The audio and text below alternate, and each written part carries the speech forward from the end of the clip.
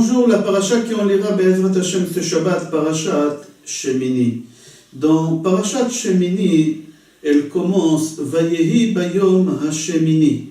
C'était le jour qu'ils ont inauguré le Beit Hamikdash. C'était un jour de fête. La question qu'elle se pose, si c'est un jour de fête, alors pourquoi la paracha elle commence avec le mot Vayehi? On sait bien que tous les endroits où c'est marqué Vayehi, c'est un langage de tristesse et de pleurs et de malheurs. Et là, on dit que c'était le jour d'inauguration de Beit Hamikdash, c'était un jour de joie. Alors pourquoi c'était un jour de pleurs et de malheurs? La Gemara Megillah, page Yud, elle dit comme ça, tous les endroits où c'est marqué Vayehi, lachon tsar, c'est un langage de tristesse et de malheurs. Par exemple, Vayehi biyotam koavim, ou Vayehi bimei Achashverosh, ou Vayehi bimei Shpot HaShoftim, ou Vayehi bimei Amrapel Melech Shinar, etc. Tous les endroits, la Gemara elle dit où c'est marqué Vayehi, lachon tsar. Et ici, dans notre paracha, c'est quoi le malheur? C'est quoi la tristesse qu'ils ont eue pour que la paracha elle commence par le mot Vayehi? Avant d'expliquer la tristesse, pourquoi c'est marqué Vayehi, on va essayer de comprendre c'est quoi la joie qu'ils ont eue le jour de l'inauguration de Beit Hamikdash. La Gemara Shabbat, page Peizain Amoud Aleph, dit qu'ils avaient 10 raisons pour être joyeux le jour de l'inauguration de Beit Hamikdash. Vayehi Bayom Hashemini, là-bas la Gemara dit Rishon le Maaseh Bereshit, c'était un dimanche. Le 8e jour, c'était un dimanche, le premier jour de la création du monde, et c'est un jour de joie. Deuxième raison pourquoi ils avaient une raison d'être joyeux, c'était la première fois que les Nessim, ils ont commencé à faire le sacrifice. C'est-à-dire chaque chef des tribus, il fallait qu'il ramène, Rosh Chodesh Nissan, le premier chef des tribus, il ramenait des sacrifices. Deuxième jour de Nissan, le deuxième chef des tribus, il ramenait des sacrifices. Il y a 12 chefs des tribus, et pendant les 12 jours, tous les jours, il y a quelqu'un. Et le premier jour qu'ils ont commencé à ramener le sacrifice, c'était ce jour-ci. Et pourquoi c'était un jour de fête? C'était le jour Vayehi Bayom Hashemini.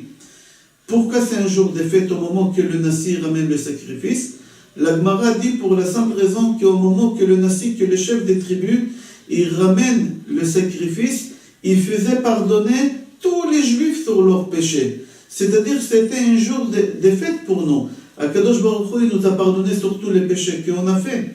C'est pour ça que c'est considéré aussi comme un jour de fête. Troisième raison pourquoi ils avaient raison d'être joyeux, Rishon la Keuna. C'est la première fois au monde que les Kohanim ils vont faire le service au Beit Hamikdash. La quatrième raison, Rishon la Korbanot. C'est la première fois qu'on va faire des sacrifices dans un Beit Hamikdash fixe. Avant, tous les gens ils faisaient dans les Bamot. On va expliquer tout à l'heure.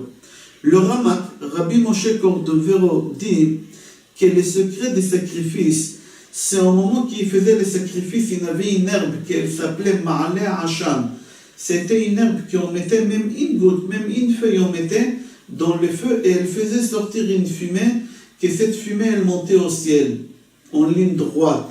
Même s'il y avait du vent, elle ne bougeait pas, comme c'est marqué dans les maximes de nos pères. Asara Nisyonot, 10 miracles qu'on a eu au Beit Hamikdash. Mais le Ramak qui continue dit, au moment qu'on jetait cette feuille, et la fumée elle commence à sortir, la Shrina, elle s'est assise sur ce nuage-là, sur cette fumée-là, et elle montait jusqu'au ciel. Et la Shrina, au moment qui est arrivée au ciel, elle parlait du bien des béné Israël qui faisaient le sacrifice au Beit Hamikdash. Alors c'était un jour de fête. La cinquième raison, Rishon li'iridat ha'esh, c'est la première fois que tout le monde ils ont vu contre la nature une feu qu'elle descend du ciel pour brûler les sacrifices. La Gemara Yoma, page Chaf Aleph Amud Bet dit que ce feu-là, elle avait une forme. Le feu avait une forme, c'est pas une feu comme on imagine. Elle avait une forme. Et la forme, c'était la forme d'un lion arié. Et c'était l'ange Uriel qui descendait pour brûler tous les nitzotzot qu'il y a dans le sacrifice. Et si Chaz Veshalom, c'est lui qui ramenait le sacrifice, il n'était pas méritant, alors c'est l'ange Samech même qui descendait, il brûlait le sacrifice et il le mangeait avec tous les nitzotzot Akdusha.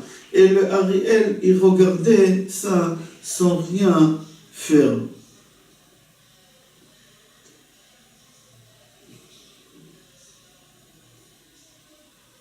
Pardon, pas l'ange Ariel, Uriel. On continue. La sixième raison, Rishon Lachilat Kodashim. Il faut savoir que les bénis Israël, au moment qu'ils ramenaient les sacrifices, les Kohanim ils mangeaient les sacrifices. Quand c'était dans les Bamot, stop.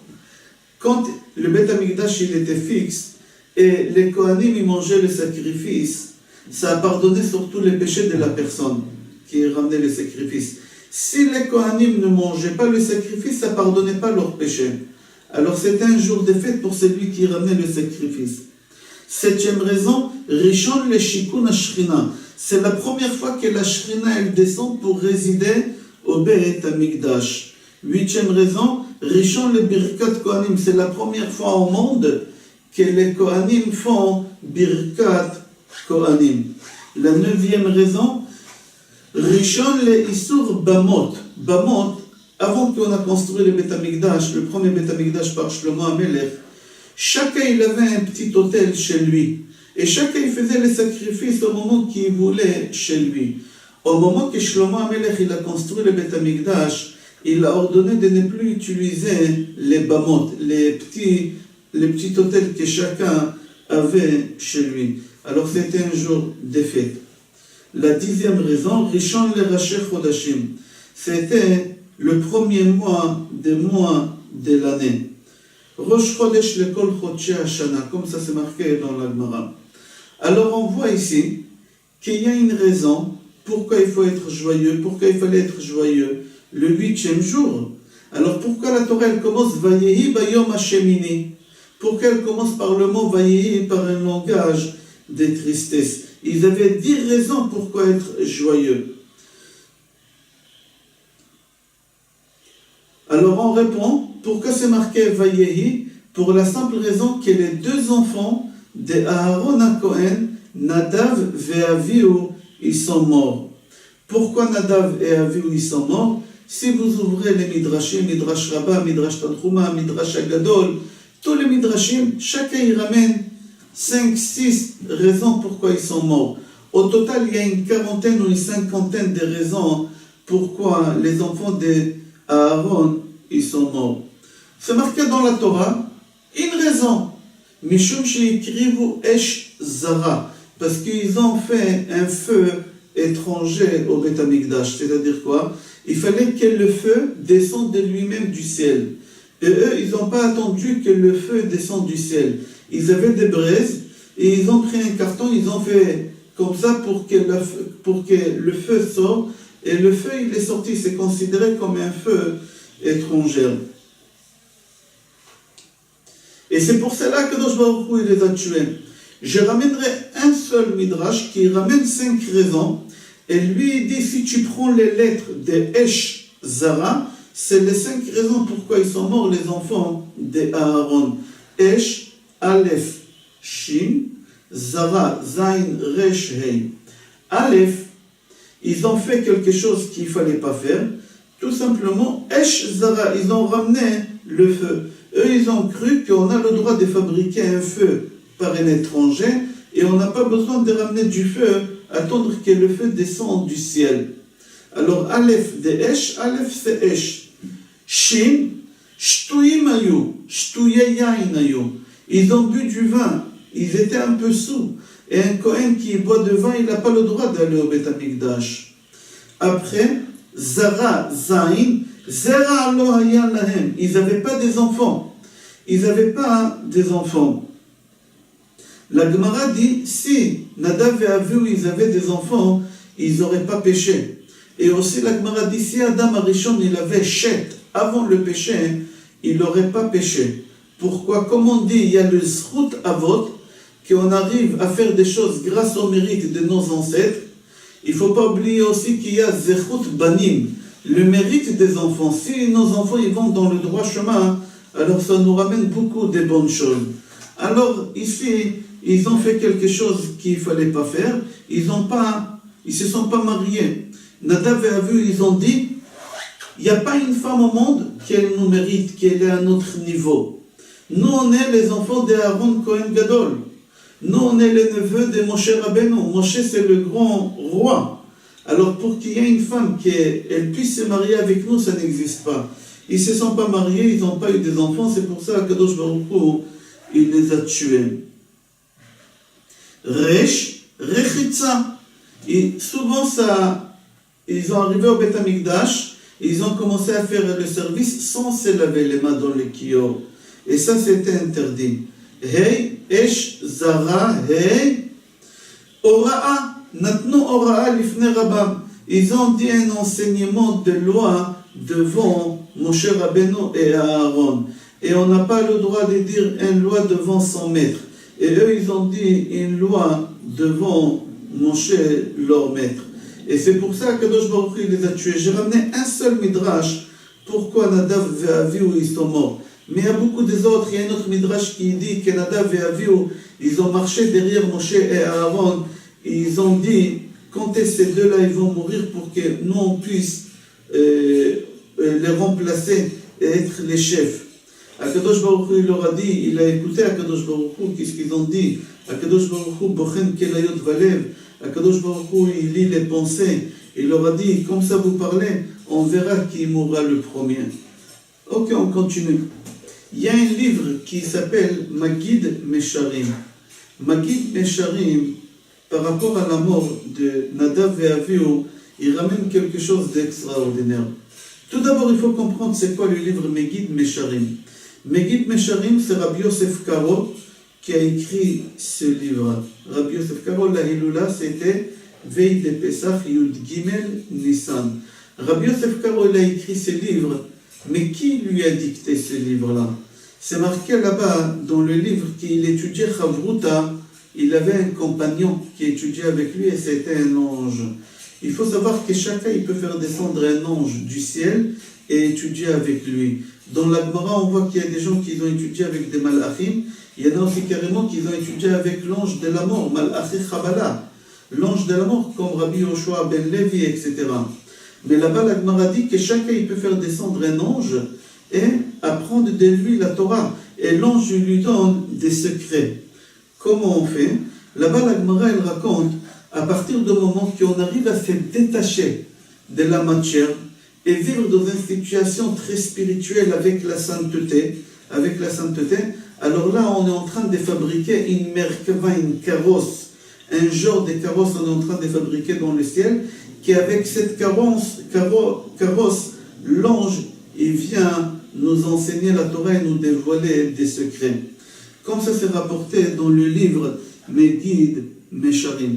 Et au moment que ces gens-là, ils se détachaient de la matière et ils mangeaient quelques miettes par jour ou quelques gouttes d'eau par jour, s'ils dépassaient ça, l'ange, quand il venait le voir, il leur criait en leur disant, espèce de mécréant, tu as bu quelques gouttes d'eau en plus que tu n'avais pas besoin, tu as mangé quelques miettes du pain en plus que tu n'avais pas besoin pour ton plaisir, tu n'as pas le droit d'avoir des plaisirs dans ce monde. Si tu continues à faire comme ça, je ne viendrai pas te voir. Tu dois être détaché de la matière. Et Rabbi Yosef Karo, il raconte dans son livre qu'il a écrit Megid Mesharim. C'est l'ange qui venait l'enseigner et lui a dicté ce livre-là. Dans le livre Megid Mesharim, le Maran dit que l'ange lui a dévoilé quelque chose dans notre paracha concernant la mort de Nadav et Avihu. Là-bas, l'ange lui a dit à Maran, pourquoi il y a 5 raisons, ou plus que ça, pour la mort de Nadav et Avihu? Une seule raison, il nous aurait suffi. Mais l'ange lui a dit, si tu prends toutes les raisons, pourquoi Akadosh Baruch Hu, il les a tués, tu verras que les raisons, ils ne sont pas fiables. C'est pas une raison de tuer quelqu'un. Et Akadosh Baruch Hu, quand même, il les a tués. Pourquoi? Parce que Akadosh Baruch Hu medagdek im tzadikim kechut ha'se'ara. Parce que Akadosh Baruch Hu, il est très méticuleux. Akadosh Baruch Hu, il fait très attention avec les tzadikim. Chaque geste qu'ils font, c'est calculé. Et s'ils font une erreur, Akadosh Baruch Hu, il est puni. C'est impardonnable. Et là, c'est exactement ce qui s'est passé avec Nadav et Avio. En réalité, Nadav et Avio, ils ont fauté dans le veau d'or. Et Akadosh Baruch Hu, il n'a pas voulu les tuer là-bas, parce qu'on a eu le don de la Torah après. Akadosh Baruch Hu, il a dit, je les tuerai plus tard. Et Akadosh Baruch Hu, il a profité de cette occasion d'inauguration de Beth Amikdash pour le tuer. Ah, vous allez dire, Akadosh Baruch Hu, il n'a pas voulu gâcher la fête là-bas. Pourquoi ici, il est en train de nous gâcher la fête? Alors on dit qu'il faut savoir qu'il y a fête et fête, il y a joie et joie. Mais la joie de la Torah, il n'y en a pas comme elle. Il n'y en a pas comme la joie de la Torah. Et c'est cette joie qu'Akadosh Baruch Hu, il n'a pas voulu. C'est pour ça qu'Akadosh Baruch Hu, il n'a pas voulu.